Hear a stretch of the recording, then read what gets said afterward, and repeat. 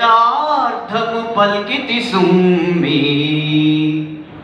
హాలము సేయనేనని యథార్థము పల్కితి సుమ్మి ఇట్టి గోపాలుని నన్ను కోరితివి భటన పండితులు అగ్నితేజులు ఉత్తాల ధనుర్ధరుల్ బహుశత ప్రమితుల్ యదుసింహులు ఎందరిన్ భాలుగ గైకొనెన్ కురు నృపాలుడు బాలుడవైతి ఒక్కటా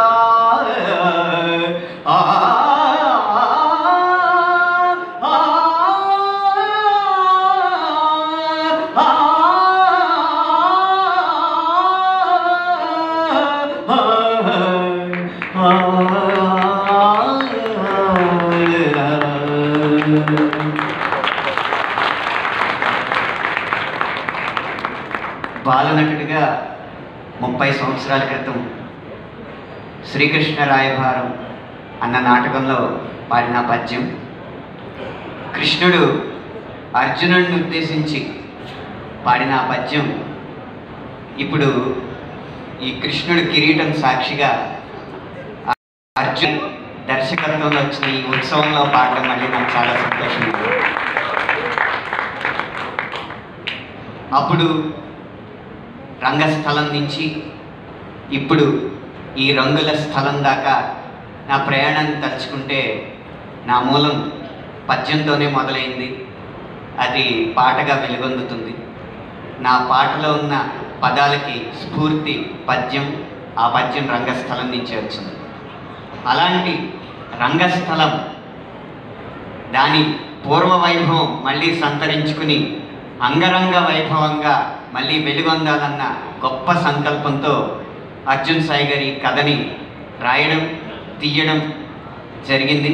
ఇది ఖచ్చితంగా ప్రతి ఒక్క తెలుగు ప్రేక్షకుడిని అలరిస్తుందనేది నా పూర్తి విశ్వాసం.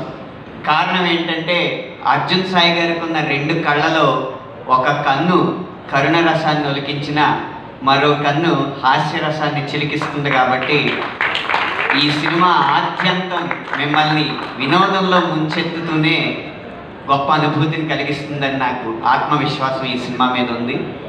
2.5 గంటలు మీరు కదలకుండా ఈ సినిమాని చూసి ఎన్నో జ్ఞాపకాలతో, ఎన్నో అనుభూతులతో, భావోద్వేగాలతో మీ ఇళ్ళకి వెళతారనేది నా నమ్మకం.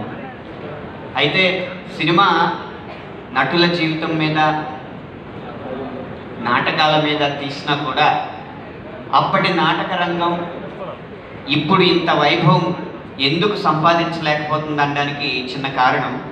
భారతంలో ఒక సన్నివేశం చూస్తే పూర్తిగా యుద్ధంలో కురుక్షేత్రంలో విజయవంతం అయిన తర్వాత ఎవరైనా సాధారణంగా మనిషి అయితే ఒక శత్రువు ముందు విజయం సాధించిన వెంటనే విజయ గర్వంతో వెళ్ళి అది నాతో పెట్టుకుంటే అలా ఉంటుంది అని అంటారు. అలాగే అనాలనిపిస్తుంది.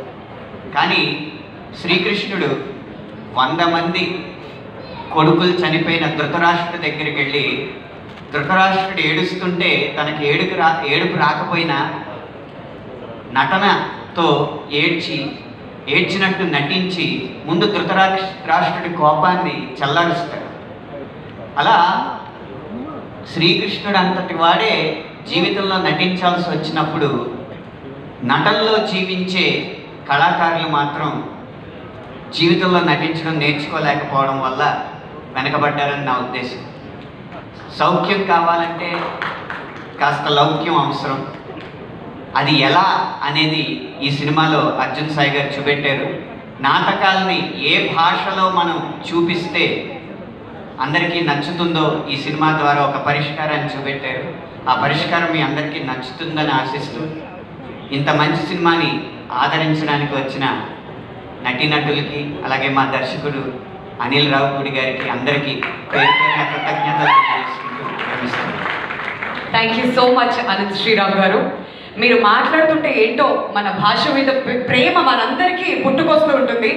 అండ్ తెలుగు భాష నేర్చుకోవాలనుకునే వాళ్ళు అండ్ తెలుగు భాషని ప్రేమించే ప్రతి ఒక్కళ్ళు ఒక పుస్తకం పెన్ను చేతిలో పట్టుకుని ఆయన పదాలన్నింటినీ కూర్చొని చక్కగా రాసుకోవాలనిపిస్తూ ఉంటుంది కదా. Thank you so much once again for being here. And ఎంతో అద్భుతంగా